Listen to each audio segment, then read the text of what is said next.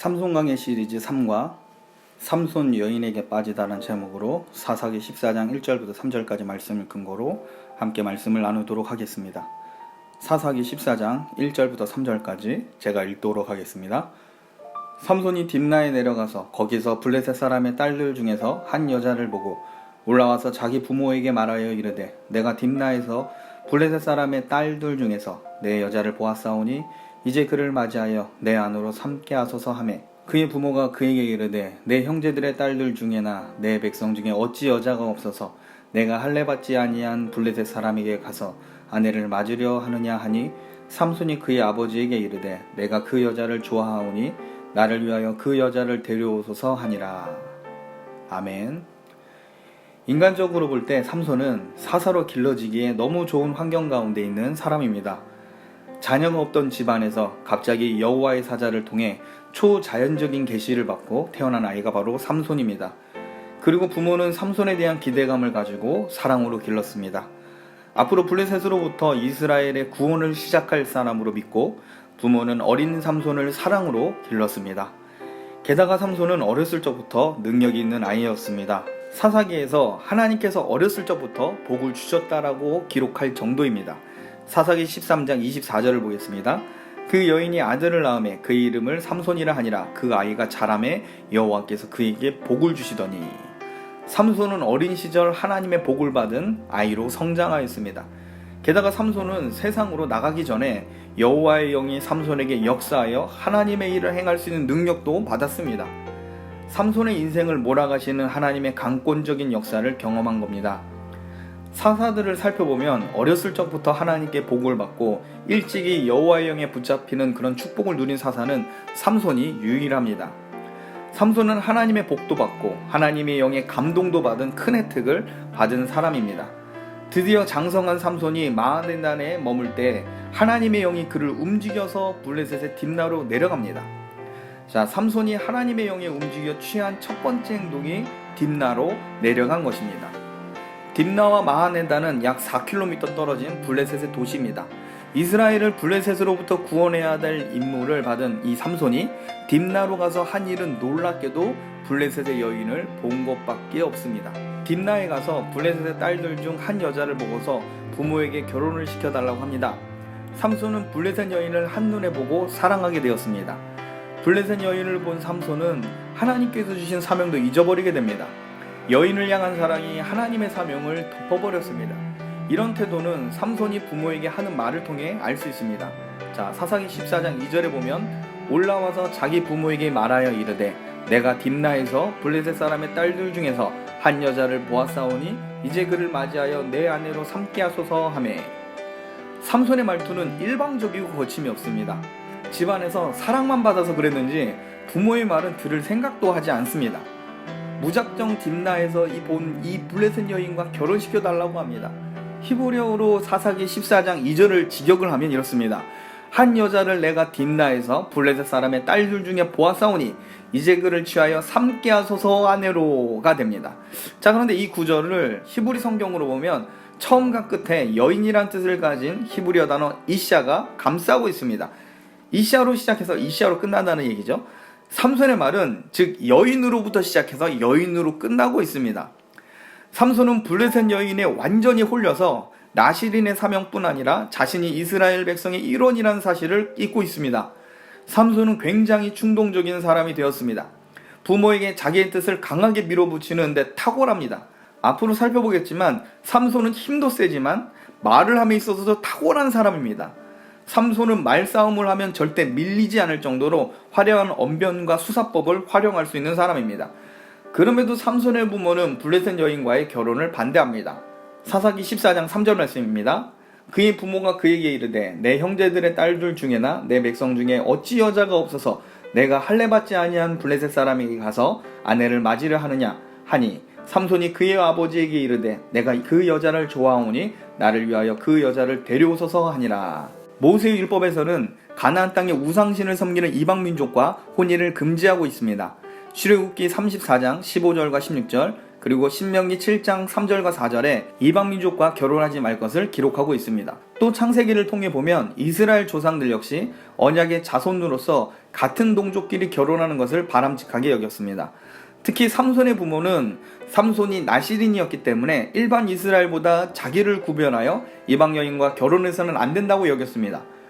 부모님의 반대에도 삼손은 블레셋 여인에게 빠져서 이렇게 말을 합니다. 내가 그 여자를 좋아하오니 나를 위하여 그 여자를 데려오소서. 히브리어로 키 아쉐라 베나입니다. 이 문장을 두 가지로 번역할 수 있는데 첫 번째로는 이 여자는 내 눈에 옳습니다로 해석할 수 있습니다. 삼손은 블레셋 여자가 내 눈에 옳다라고 합니다. 내 눈에 보기에 선하고 아름답고 의롭다라고 하는 겁니다. 삼손의 고백은 사사기의 주제인 사람이 자기 소견에 옳은 대로 행하였다라는 말과 연결되어 있습니다. 사사기 시대는 자기 소견, 즉 자기 눈에 보기에 옳은 대로 행하였다라는 것인데 지금 삼손은 블레셋 여인을 보면서 자기가 보기에 옳다고 합니다.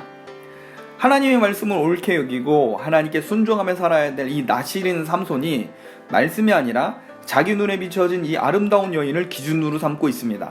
하나님 말씀이 옳은 게 아니라 내가 보고 판단하는 이 블레셋 여자가 옳다고 합니다. 오늘날 외모를 중시하며 미남 미녀에 대해서 이렇게 호의적인 시대가 있었는지 할 정도로 아름다운 미모는 살아가는 데 있어서 능력이 되었습니다. 이 시대에 삼손과 같은 자들이 얼마나 많은지 여러분도 잘 아실 겁니다. 어떤 직업을 막론하고 사람의 외모에 따라 합격과 불합격이 갈려지게 됩니다. 외모도 한 사람의 능력이 있어서 중요한 경쟁력이 되어버린 시대입니다. 그래서 다이어트와 성형으로 남녀노소를 불문하고 성행하고 있습니다. 삼손은 자기 눈에 보기에 좋은 대로 여인을 주목하였습니다. 하나님의 말씀이 어떠하든지 자기 사명이 무엇이든지 상관없이 자기 눈에 옳은 대로 막힘없이 진행합니다. 인간은 본성상 하나님 말씀보다 지금 내 눈에 보이는 것에 더 큰 비중을 둡니다. 또 14장 13절을 후반부를 또 다르게 번역하면 그 여자가 내 눈앞에서 즐거워합니다로도 해석할 수 있습니다. 삼손은 블레셋 여인의 아름다움에 완전히 빠졌습니다. 삼손은 하나님을 기뻐하기보다 블레셋 여인을 즐거워하기를 선택합니다. 여러분, 삼손이 왜 이 여자가 선하고 옳다고 여기게 되었을까요? 여러분, 삼손은 적개심을 가지고 블레셋 딥나로 내려갔습니다. 그런데 삼손이 블레셋 여인의 이 아름다운 미모와 웃음을 보며 적개심이 사라졌습니다. 오히려 자기 눈에 보여지는 이 블레셋 여인의 아름다운 얼굴과 미소로 인해 적개심은 사라지고 즐거움으로 변화했습니다. 삼손의 눈앞에 미소를 짓는 이 블레셋 여인을 향해서 삼손은 무장의 죄가 되어버렸습니다. 블레셋 여인이 삼손의 눈앞에서 여러가지 아름다운 모습으로 유혹하였고 삼손은 빠져들었습니다. 남자는 본성상 눈의 유혹에 쉽게 빠집니다. 삼손이 볼 때 이 블레셋 여인은 이스라엘 여인과 다르게 자유로워 보였을 겁니다. 블레셋의 선진 문화 속에 화려하게 치장한 이 블레셋 여인이 이스라엘의 순박한 여인보다 더 아름답게 보였을 겁니다. 삼손의 눈앞에서 즐거워하는 이 블레셋 여인을 보고 삼손의 마음이 녹아졌고 결혼을 결심합니다. 오늘날 성도를 향해서 세상은 적극적으로 반대하여 여러분의 영혼을 넘어뜨리려고 합니다. 눈을 치켜세우고 강한 분노와 적개심을 가지고 교회를 핍박하며 성도를 강하게 저지하기도 합니다. 그런데 어떤 때는 성도를 넘어뜨리기 위해 세상의 화려함과 아름다움을 보여주기도 합니다. 적개심이 아니라 오히려 성도와 교회를 향해서 깊은 호감과 사랑으로 이 세상이 여러분을 접근하기도 할 겁니다. 세상이 교회를 향해 친절을 베풀며 서로 화목하고 좋은 관계를 맺자고 먼저 손을 내밀기도 합니다. 여러분, 위의 두 가지 유혹 중 어느 곳이 더 강력하고 치명적일까요? 여러분, 하나님의 말씀은 명백합니다. 하나님은 분명 세상을 사랑하지 말라고 하셨습니다. 하나님은 세상이 하나님의 심판 중에 있다고 하십니다.